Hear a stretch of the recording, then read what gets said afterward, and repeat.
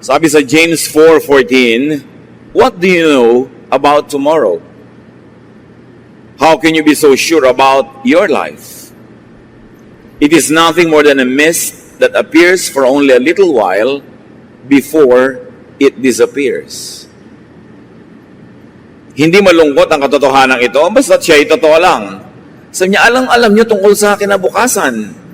Paano kayo makakatiyak tungkol sa buhay niyo?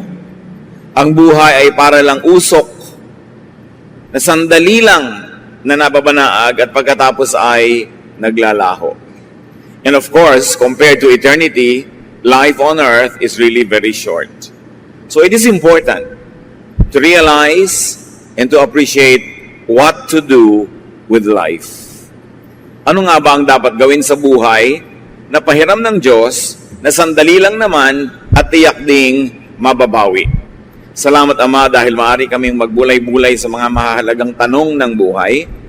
At ngayon, Panginoon, pagpalain niyo po kami ng kaliwanagan. Forgive us our sins, cleanse us, empower us to understand your wisdom so we may live life to the fullest and give you glory. Father, we thank you, committing everything to you in the name of your Son, Jesus, who is the author of life. Ano nga ba ang gagawin sa buhay? Laging tanong yan. Itinatanong pagka nagka-high school, nagsisimulang mag-isip-isip ng mga buhay-buhay, tapos nalilimutan uli ang tanong na yan when people become busy trying to survive. And then, later on in life, when there's more time to analyze life itself, natatanong uli, ano nga ba ang kahulugan ng buhay at ano ang dapat gawin sa buhay o habang nabubuhay. Unang-una, of course, be born. Begin life. But this is not your doing. God does it to you and for you. Psalm 139:14-16. I praise you because of the wonderful way you created me. Everything you do is marvelous. Of this I have no doubt. Nothing about me is hidden from you. I was secretly woven together in the earth below.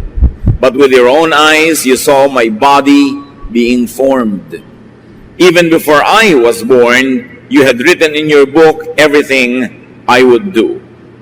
Napakalalim ng katotohanan na sinasabi ng Psalm 139:14-16. Pero kung ating sasagipin, sasalain, ang pinaka-main message nito is, ang bawat tao ay nilikha ng Diyos, handiwork of God, creation of God. Na walang napasama sa ating elemento bilang tao na hindi alam ng Diyos, na hindi niya pinayagan o hindi niya ginawa. Ano lang ang kahulugan nun?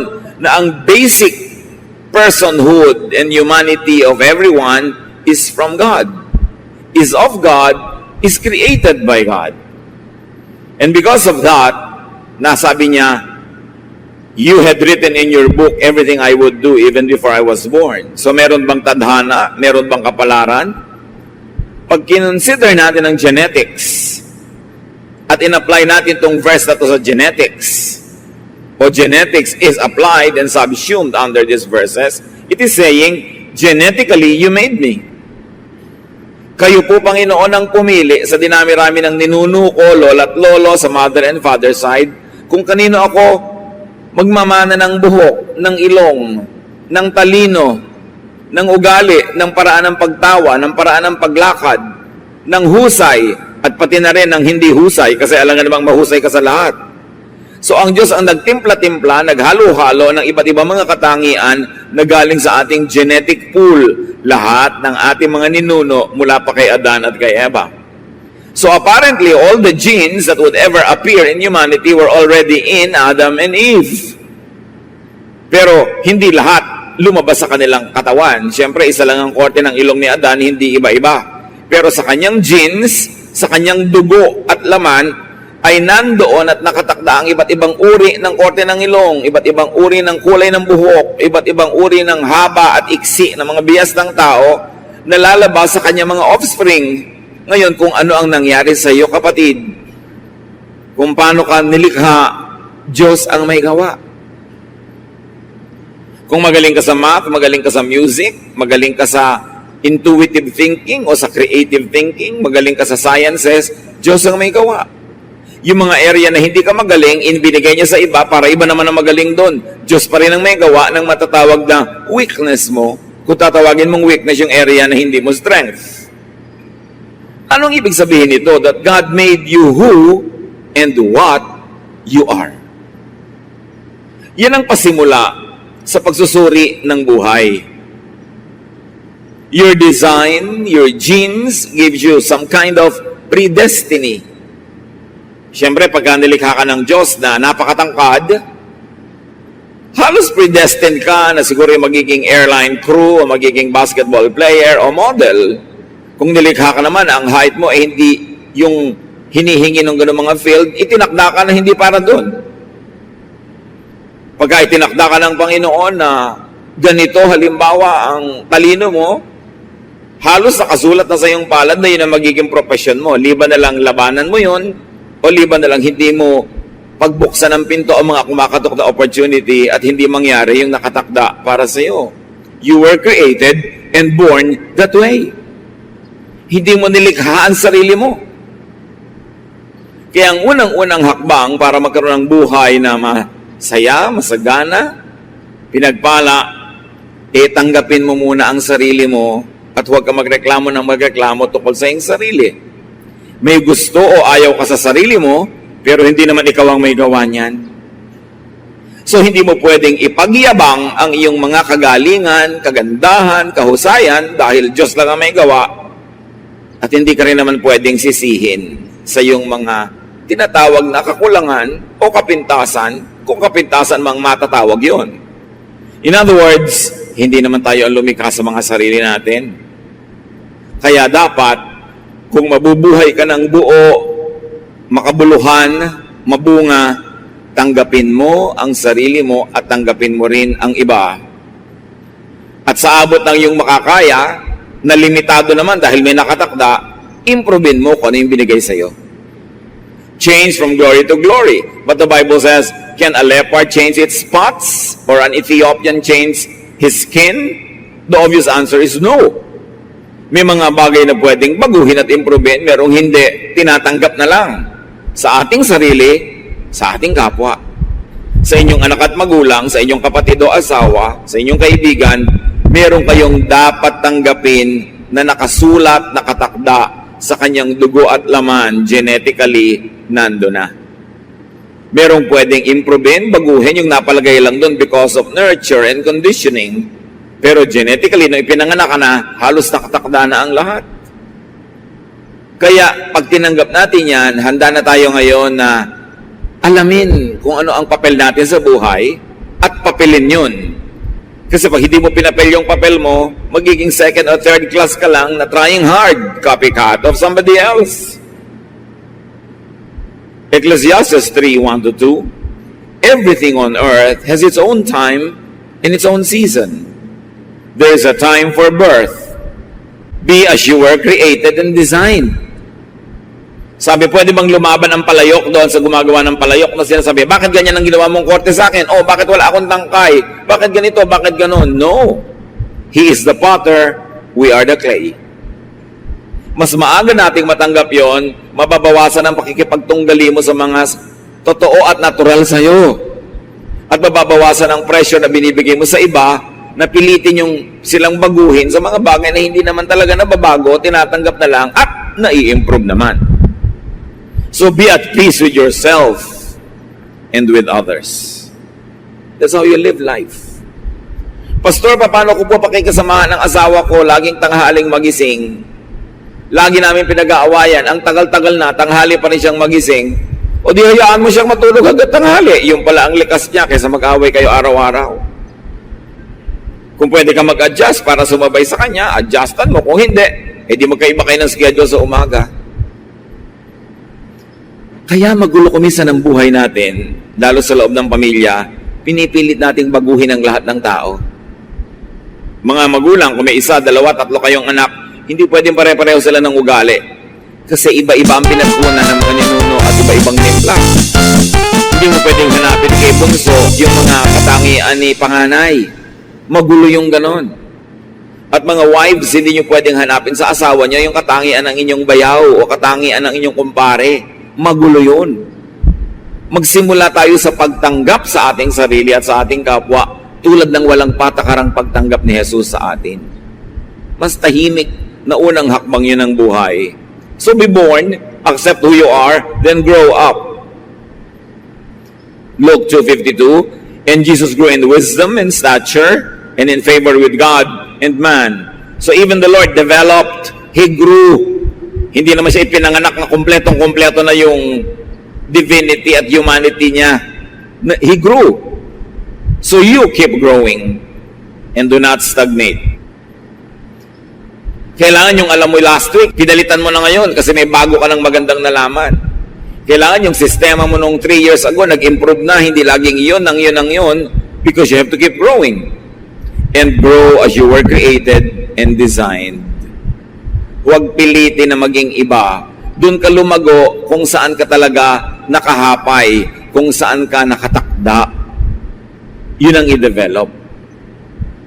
Leave life stages behind, rising on their foundation. You are an infant first, then a child, and then a boy or a girl, and then a young man or a young woman, then a young adult, then an adult, then a senior adult. Live according to the stages of your life. Huwag magbata-bataan kung matanda na at huwag piliting tumanda yung bata. Yung bata ay bata, huwag nating piliting magkilos matanda. May panahon para sa lahat ng bagay. May panahong maging bata, may panahong tumanda, at may panahong napakatanda. Do not fast forward adulthood in children. We have all the time in the world to become and to remain old. Dapat hindi sobrang agahan yon. 1 Corinthians 13:11. When we were children, we thought and reasoned as children do. But when we grew up, we quit our childish ways. So let children be children, but we should move on and become adults. Sabi nga ng Desiderata, iwan mo yung tapos na. Gracefully surrender the things of youth and accept what your present stage offers. Kaya yung mga iba, ayaw aminin na tumatanda na sila, dapat yang ipagmalaki. Kasi may mga tao hindi pa nga naisilang stillborn na, no isilang patay na. Meron 10 pa lang namatay na. Ngayon ikaw 60, 70, itatago mo? Dapat mo ipagpasalamat, ipagbunyi. Look, nadaanan ko na kutakot-takot na bagyo, lidol, mga revolusyon, mga snatcher, mga murderer. Pero heto ko, buhay pa, salamat. Hindi itinatago ang edad, yan ay ipinagbubunyi. And then after a time-limited, dependent childhood, mature, and produce what you need. Dapat dependent ka lang habang batang-bata ka pa o sobrang tanda na. In between, you must be self-sufficient. Make money. Make a lot of money. Para meron ka ring itustos sa sarili mo at ipamigay pa sa mga ibang may kasakit o sobrang bata o sobrang tanda na hindi nila kayang lumikha ng yaman. Ecclesiastes 10:19. Church, read aloud. Money is the answer for everything. Ulit, I want to read it aloud. Yes, the Bible says so. Huwag kayong magpanggap na hindi kayo mukhang pera. Huwag lang tayong umibig sa pera na mas ibig natin kaysa sa Diyos o sa kapwa o sa kabutihan. But you must produce money. Dahil kada kilos mo gastos. Hindi pwedeng banal ako, hindi ako mukhang pera. No, sabi sa Bible, money is the answer for everything. Pag wala kang pera, wala ka ma-tithe, dapat meron. And then make a surplus for others. Gawin natin dapat ambisyon kung hindi pa natin ginagawa to make a lot of money. Then ipamigay mo kung sobra-sobra. Sa mga karapat-dapat, hindi sa mga tamad. Ipamigay sa tama. Proverbs 31:16, yung mahusay na babae, she knows how to buy land and how to plant a vineyard. And she always works hard. She knows when to buy or sell and she stays busy until late at night. So ganun daw ang magandang katangian, maging ng babae, mahusay magnegosyo, nagba-buy and sell, laging kumikita, gumagastos, yes, pero kinikita ang ginagastos. Ephesians 4:28, if you are a thief, quit stealing. Be honest and work hard so you will have something to give to people in need. So napakasarap na kumita ng higit sa iyong kailangan, meron kang pwedeng ipamigay. And one of the greatest pleasures in life is to give to deserving people. Titus 3:14, our children should learn to spend their time doing something useful and worthwhile. So bata pa lang, tinuturoan na natin humilig sa negosyo, humilig sa trabaho, humilig sa paghahanap buhay. What else do you do in life as you grow older? Do the maximum good. Lahat ng pwedeng gawing mabuti, gawin. Dahil yan ay tanim na may bunga at ikinalulugod yan ng Diyos. Live life in and through its cycles. And I like to add, allow others to live life through and in cycles. Cycles of childhood, of young adulthood, of adulthood. Dapat lahat yan maranasan ng tao. Ecclesiastes 3:1-8, everything on earth has its own time and its own season. There is a time for birth and death, planting and reaping. Lahat may panahon. May panahon ng pagtatanim, mayroong panahon ng pag-ani. So kayo na mga tinaniman ng mabuti, dapat magkaroon naman ng ani yung nagtanim sa inyo para may panahon din sila ng ani. Live and enjoy life stage and cycle. And do not resist or fight time and aging. Lahat halos sa cosmetics ngayon is to fight aging. Why will you fight aging? Age is a gift from God. Basta may kasamang wisdom sa pag-age ng tao, everything is worth it. There is time for killing and healing,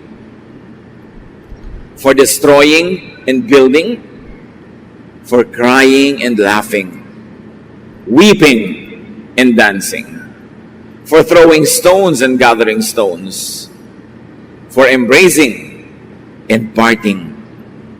There is a time for finding and losing, keeping and giving, for tearing and sowing, listening and speaking. There is also time for love and hate, for war and peace. So anong sinasabi sa atin, Solomon? Maiksi ang buhay compared to eternity, pero ito'y sapat para magkaroon ng oras sa lahat ng bagay. At huwag pagtakhan. Pagka mayroong mga problema, ang lungkot-lungkot ko po ngayon, ano pong gagawin ko? Eh di malungkot ka. Eh panahon ng lungkot. Ba't ka ba malungkot? Eh namatay po ang asawa ko. Eh alangan na mga sumaya ka. Eh di malungkot ka. Ba't mo pinaproblema yung lungkot mo? Hayaan mo siya, mauubos din yan. Kasi may time naman for dancing. So for time ng dancing and enjoyment, huwag ka mag-isip ng problema. Ang atupagin mo yung enjoyment. You have a lot of time for your problems. Pero sayang yung opportunity na masaya, may kainan, may fiesta, merong pagtitipon, tapos ang iniisip mo, problema mo. There's a time for that. Especially when you're alone. Pero pag may mga tao, pwede mo silang ma-enjoy, pwede ka nalang ma-enjoy, sinasayang mo ang pagkakataon. Kung ano dapat yung programa ngayon, anong nangyayari, sakay ka lang ng sakay. Huwag mo nang balikan yung problema mo ng nakaraan, kasi hindi oras yun ngayon para mo isipin. At huwag mong isipin ngayon yung magiging problema mo bukas. Pagdating niya bukas, tsaka mo na isipin. Kung ano yung nandito, live in the moment. Be in the moment. Enjoy if it's enjoyable. Mindful that it won't last. Gusto ko idiin mga kapatid, pag enjoyable yung time, lubusin nyo, lasapin nyo yung sarap at saya. Dahil alam nyo, hindi rin yun magtatagal. May ending din yun, yung party. May ending din yung saya. So habang nandun, ubusin nyo ang pwede nyong maubos. Ngayon, pag oras naman ng lungkot, oras ng sakit, oras ng pagdurusa, paghihirap, endure time if it is painful. Thankful that it won't last either. Pag masaya, enjoy it. Mindful that it won't last. Pag malungkot, endure it. Thankful that it won't last either. Natatapos din ang hirap. Natatapos din ang lungkot. At kung anong ibigay sa inyo ng Panginoon, huwag kayong maarte, huwag kayong magilting, enjoyin kung ibinibigay sa inyo. Ecclesiastes 11:8, even if you live to a ripe old age, you should try to enjoy each day. So ano sinasabi ni Solomon? Kahit matanda ka na, maghanap ka pa rin ng gimmick. Maghanap ka ng fun. Feel young. Look young. But think like an adult. Behave like an adult. But be happy. At isa yan sa mga gifts natin sa ating mga magulang, lolo at lola, lalo't naging mabuti silang magulang, dapat magsaya naman sila sa kanilang pagtanda. Hindi ang tanda-tanda na nila, taga-alaga pa ng apo. Dapat, gusto kong yakapin ang apo ko, sa'yo ko na, pagod na ako, ito na uli ang anak mo, alagaan mo na uli. Ganun lang, hindi yung sila tong nakatali sa mga apo. Inalagaan na nga kayo, pati anak nyo, alagaan pa ng magulang nyo, ano kayo? Dapat, kung gusto lang nila, pagka naiinip lang sila o natutuwa, pero hindi nila tungkulin yun. Hindi tungkulin ng mga lola at lolo na alagaan ng mga apo. Tungkulin nyo ng magulang. So give them time to rest, to enjoy life. At syempre, because, ano nga yung binasa nating malakas na verse? Ulitin nyo nga. Lakasan. Yes, money is the answer for everything. Dapat punuin nyo ang bulsa ng matatanda ng money. Sustentuhan. Pag binigyan mo ang matanda ngayon, sabihin mo, next month po, ganyan din ang ibibigay ko. Hindi ibibigay mo, pero hindi niya alam kung kailan yung next. Hindi tuloy siya makapag-plan ng budget. Right? Dapat, pinalaki ka, pinakain ka. Panahon lang. Panahon mo naman ngayon para mag-alaga ng mga matanda na. Hindi yung matanda na sila, sa kanya ka pa kahihingi ng pang-load. Ang kapal naman ng anak na ang tanda-tanda na, nanay, pahingin pang-load. So, kailangan bibigyan ng pahinga ang matatanda para buong buhay, lahat ng cycle na enjoy nila. Lesson naman, maging mabuti tayo magulang. Para ganado lang yung mga anak natin na mahalin tayo pagdating ng panahon. Diba? Ecclesiastes 7:14, when times are good, be happy. But when times are bad, consider this, God has made the one as well as the other. Therefore, no one can discover anything about their future. Lagi may nagtatanong, pwede po bang hulaan yung future? Ayan, sinabi niya, no one can discover anything about their future. So tama na ang katatanong tungkol dyan sa hula na yan. Hindi nalalaman kung anong darating pa. Pero, kung anong dumating, try to enjoy it. Sabi, pag masaya ang panahon, magsaya ka. Pag malungkot ka, di malungkot ka. At tandaan mo, Diyos din ang may gawa niyan. Hindi si Satanas. Tanggapin mo, bahagi talaga yan ng buhay. It is a given. Do not contend with it. Just accept it. Thankful that sad times won't last forever. Mindful that happy times won't last too long, so enjoy it. Maximize enjoyment. Kung gusto mong tumanaw ng utang na loob sa Diyos na nagbigay ng buhay, enjoyin mo yung binigay niyang buhay at ikatutuwa yun ng Diyos. Hindi siya na-o-offend kung nag-e-enjoy ka. Mga religious leaders lang kuminsan ang na-o-offend pag nag-e-enjoy ang mga tao, but not God. God wants you to have a life, a full life, a meaningful and a happy life. So make and let others enjoy. Gawin yung mission sa buhay, mga kapatid, to make people enjoy. Especially people who are good to you and kind to you. What do you do with life? Minimize pain and suffering. Bawasan, untian natin ang lungkot at hirap ng buhay. Huwag makipag-away. Nakakalungkot yan. Huwag mang-api. Huwag maging killjoy sa iba. Minsan, yung taong to, ngayon lang pala siya nagkaroon ng kaligayahan. Kikilljoyin mo pa. Ang tagal-tagal pala niya nagdurusa. Tapos ngayon, naiinis ka dahil ang lakas niyang tumawa. Ngayon lang pala nakatawa yung tao after many years. Hayaan niyo yung mga tao. Let people also enjoy their lives. Ecclesiastes 12:13 to 14. Everything you were taught can be put in a few words. Respect and obey God. This is what life is all about. God will judge everything we do, even what is done in secret, whether good or bad. So laging igalang ang Diyos. Itrato ang mga tao tulad ng gusto ng Diyos sa pagtrato natin sa kanila. Igalang ang ating sarili, mahalin ang buhay. At kung kaya mo, get a partner. Or a substitute. Maybe a friend. Kasi kung wala kang tunay na romantic partner, maybe there's the next best thing. But always have a partner, a friend, someone that you share time and space with. Genesis 2:18, the Lord God said, "It isn't good for the man to live alone." So mga magulang, huwag tayong mangontrabida sa mga nagugustuhan ng ating mga anak. Sila ang makikisama. Dapat ang kasama nila sa buhay, yung gusto nilang kasama. Yung masaya silang kasama, hindi yung gusto natin para sa kanila. Hindi naman tayo ang makakasiring nun at makakasalo. Pero siyempre, mga anak, makinig din sa opinion ng magulang kasi kung minsan, dahil sa edad, marunong na silang kumilatis kung sino ang problematic person pala at hindi makakabuti para sa iyo. But at the end of the day, it's really the choice of the one who is going to get into the partnership. And let's allow people to have their own partners. Huwag tayong mga kontrabida. Sabi sa Ecclesiastes 4:9 to 12, 2 are better than 1 because they have a good return for their labor. If either of them falls down, one can help the other up. But pity anyone who falls and has no one to help them up. Also, if two lie down together, they will keep warm. But how can one keep warm alone? Though one may be overpowered, two can defend themselves. A cord of 3 strands is not quickly broken.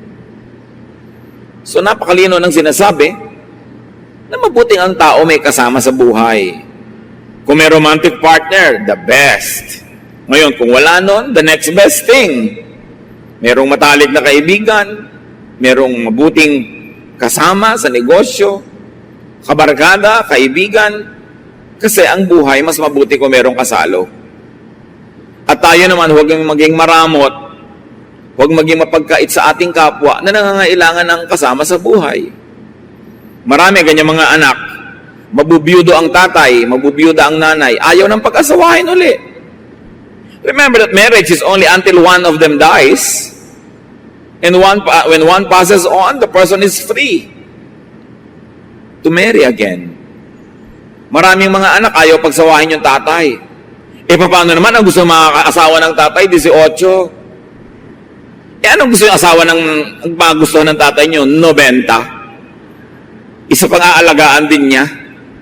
Alam nyo, akala natin last lang yon, yung gusto ng matanda bata. Hindi lang yon. Kasi siyempre, nakakaramdam na siya ng mga sakit sa katawan, hirap maglakad. Alam mo, kumuha pa siya ng isa pa niyang aakayin. So nagkakaroon siyempre ng natural attraction sa young, sa strong, sa cheerful, sa happy. Why na ipagkakait sa mga magulang yon? Dahil natatakot kayo may kaagaw kayo sa mana? Sa mga lupa, sa kuko ng tatay nyo, maghahati-hati kayo sa konting lupa. Pagkakaitan nyo siya ng kaligayan, bakit? Masisipingan nyo ba siya? Makakamot nyo ba yung likod niya the way a wife or a partner could? So bakit yung pagdadamutan? Ipinunda niya yung kanyang mga property, natatakot kayong pagmamatay siya, may mapunta doon sa kanyang mapapangasawa. Maraming anak, ganun ka-selfish. Magpundar kayo ng property nyo kung gusto nyo magkaroon. Huwag nyong bigla na lang titigan yung mamamanan nyo na pinagkakaitan nyo yung matanda na makapag-asawa sa takot nyong mabawasan ng mana. Meron pa nanay, ang tanda-tanda nyo na, nakakahiya naman po na mag-asawa pa kayo. Bakit nakakahiya? Marriage is honorable, no matter what the age. Sasamahan nyo ba siya araw-araw? Pumupunta lang naman kayo kung birthday o pag Biyernes Santo o pag Noche Buena. Ibang araw, wala namang kasama yung matanda. Ba't di nyo hayaang may kasama? Don't be a killjoy. Let people have partners of their choice. Choice nila yun. Si King David nga nung matanda na hindi na matanggal ang ginaw sa katawan.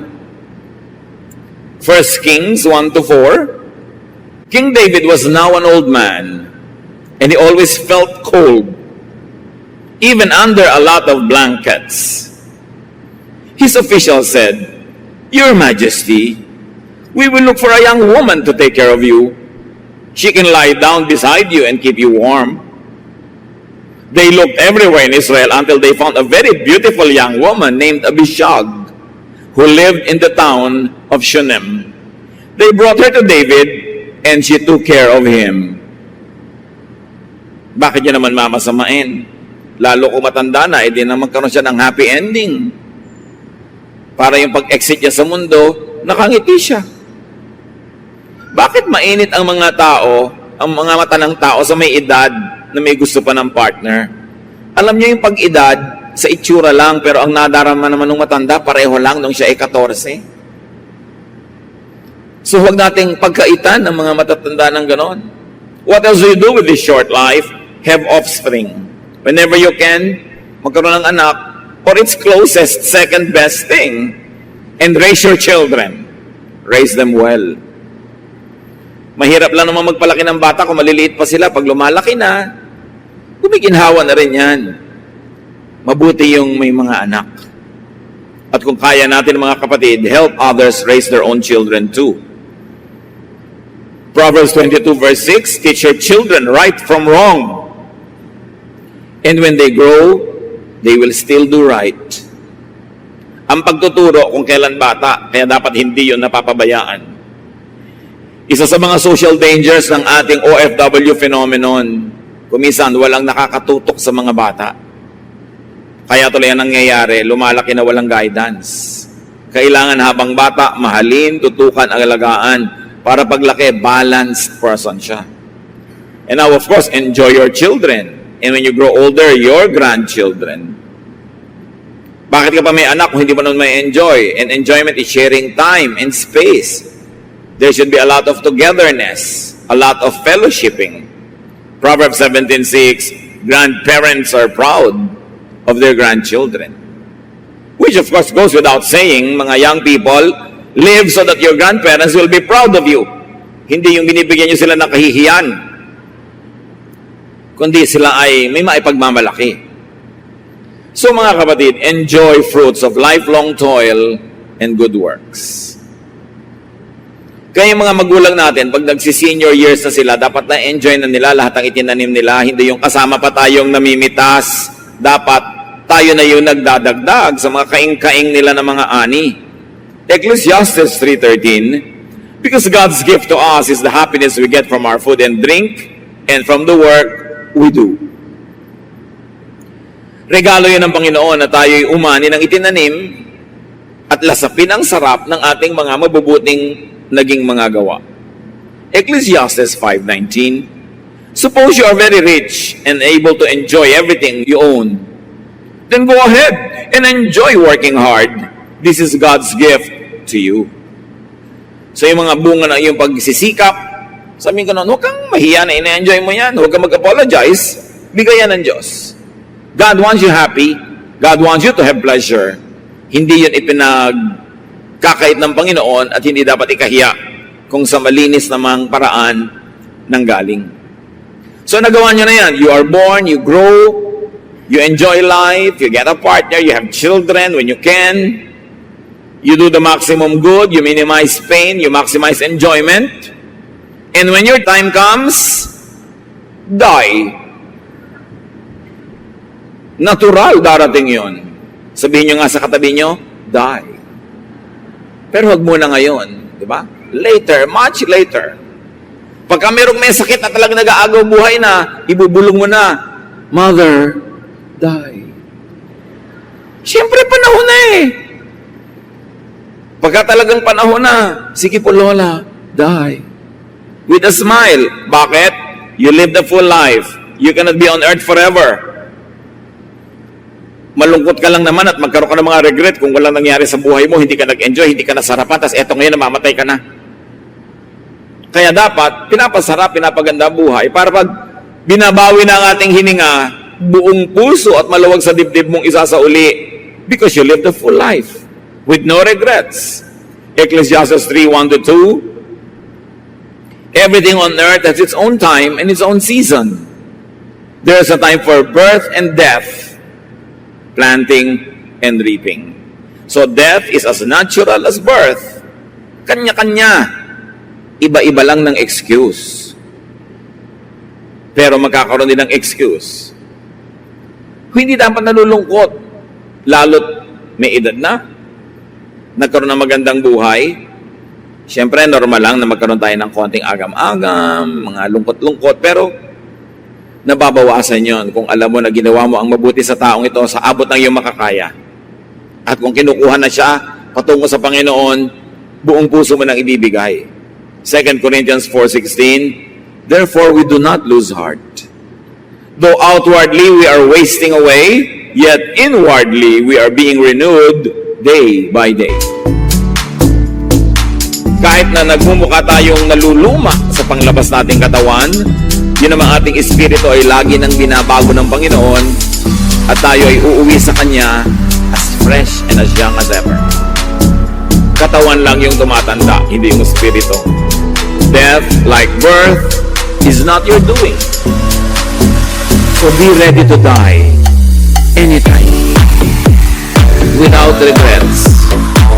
Maiksi man o mahaba ang buhay, marami mang taon o konti, sa anumang oras na ibinigay sa atin, sa bawat at sa loob ng isang araw, mga kapatid, maximize enjoyment. Do the maximum good. Minimize pain. Love people. Savor life. Enjoy life. Every day. Para kahit any day kang kunin, wala kang lugi. Hindi pwede mong titiis ka ng 10 taon para mag-enjoy sa 11th year. Paano kung namatay ka sa 9th year? So every day, meron kang konting bakasyon. Kahit ilang minutes in your mind. Kung kaya mo na oras, may rest ka. Every day, may oras ka ng trabaho, may oras ka ng pahinga, may oras ka ng entertainment and refreshment, may oras ka to love, may oras ka to learn and to teach. Every day, every week, every month, every year. Para anumang oras dumating, end of this life, kumpleto lagi yung cycles ng buhay. Ecclesiastes 8:8, we cannot control the wind or determine the day of our death. Hindi yan nalalaman. So live as if you're going to die tomorrow. Enjoyin mo lahat, gawin mo lahat ng mabuti, all in a day. But plan as if you're going to live 100 years. But be ready to meet your Maker anytime.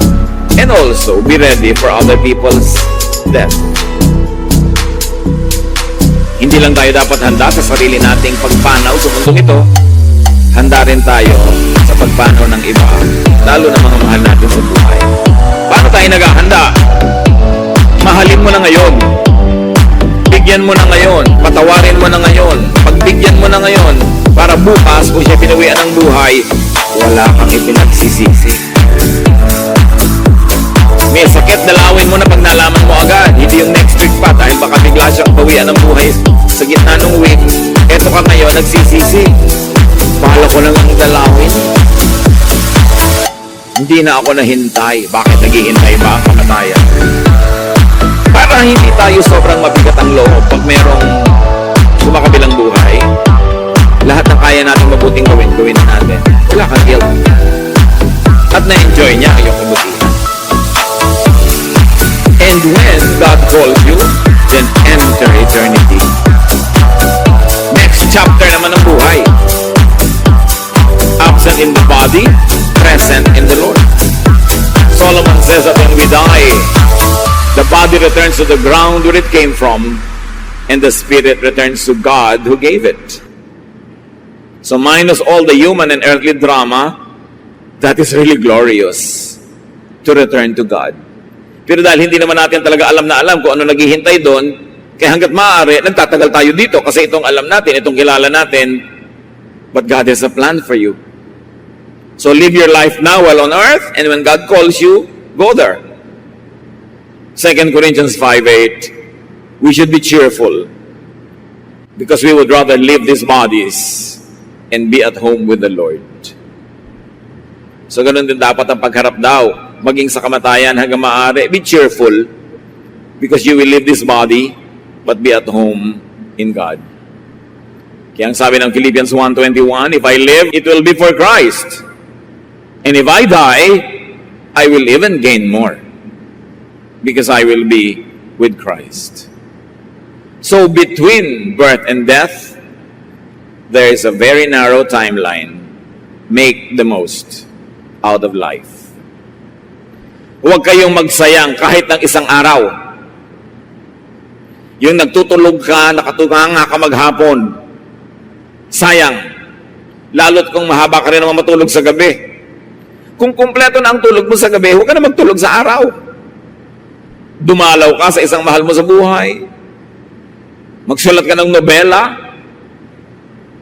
Sumulat ka ng tula. Magtanim ka ng halaman. Kumain ka na masarap. Mag-volunteer work ka sa mga nangangailangan. Gumawa ka ng mabuti para sa iyo, para sa kapwa. Bawat araw meron nun. Kasi yung araw na walang nangyari, sayang. Bilang ang ating mga araw. Killing time is harming your own eternity. Kaya ano kayang gagawin ko ngayon na mabuti? Hindi walang magawa? Sayang, wala kang magawa. Kung alam mo lamang sana ang iniisip ng mga paralitika, mga hindi makagalaw, mga puro tubo ang katawan na hindi makagalaw, kung anong gagawin niya sa katawan niya kung katulad mo na pwedeng gumalaw, tapos ikaw na pwedeng gumalaw, walang ginagawa. Sayang. And do not problematize life. Live it. And let others live their own lives. Every moment of it. Live day by day. Live by the moment. Live in the moment. Mga kapatid, kumakain kayo halimbawa, stop texting. Maliban na lamang na life and death yun. Magkakaharap kayong pamilya, wala naman nag-uusap, nagte-text lahat. Pagkakataon nyo na yun na mag-usap-usap, mag-fellowship. Kaya meron isang matinong ina, ang husband niya nagtatrabaho abroad, uuwi sa bakasyon, sabi sa mga anak, pag nandito ang daddy nyo, walang internet, walang Facebook, walang text. 10 minutes lang everyday. Asikasuhin yung daddy nyo, makipag-usap kayo, makipag-fellowship kayo. Dahil sayang ang oras. Pag kumakain kayo, lasapin nyo yung kinakain nyo. Yung lasa, enjoy nyo sa inyong labi, sa inyong dila, sa inyong lalamunan. Hindi lunok lang ng lunok na hindi nyo nalalasahan. Hihiga ka, lasapin mo yung sarap ng bagong palit na bedsheet. Yung lambot ng yung higaan, yung lamig ng electric fan o ng aircon o ng hangin. Enjoy the moment because it is God's gift. Bakit tayo binigyan ng tenga? Para marinig mo ang musika. Merong musika, may iyak ng bata, may tawanan ng mga bata, may ihip ng hangin, huni ng ibon. Enjoy it. Kaya ka binigyan ng tenga. Sayang naman, ang daming humuning ibon, hindi mo malang napansin. Kaya ka binigyan ng mata to look at nice things and beautiful things. And when you look at painful things, to do something so that that pain could be alleviated. Kaya ka binigyan ng dila na panglasa para pag kumakain ka, masarapan ka, hindi ka lagi nagmamadali. Pagkakain ka, relax and enjoy the meal. Enjoy the conversation. Be in the moment. Merong mga nanonood na ng magandang sine, text pa rin ang text, nakikipag-usap pa sa phone. Nandun ka na nga. Kung ano yung nandun, yun ang gawin. Lagyan ng oras para sulit ang bawat sandali. Hindi mo alam kung bukas mabigla ka mabingi. Biglang may pumasok na ahas sa tenga mo at nabingi ka na. Hindi mo na alam. So enjoy hearing now while you can. Habang nakakakita ka, tumingin ka na mabuti. Habang nakakalakad ang iyong paa, maglakad ka na, mag-gimmick ka, mamasyal ka. At huwag kang mangharang doon sa mga gustong mamasyal. Kasi may mga moment na hindi ka makalakad. James 4:14, what do you know about tomorrow? How can you be so sure about life? It is nothing more than just mist that appears for only a little while before it disappears. So live mindfully. Kung anong nagaganap ngayon, doon yung ilagay yung isip nyo. Nandiyan yung tatay mo, nagsasalita, pakinggan mo, hindi yung lumilipad ang isip mo. Kasama mo yung asawa mo, enjoy the moment, hindi yung kung ano-anong ini-imagine mong ibang bagay. Savor the time and place. Nagbabakasyon kayo, huwag kang umimbento ng gulo o away. Sige na, todo pasa na lang, lampas lahat para masarap ang panahon.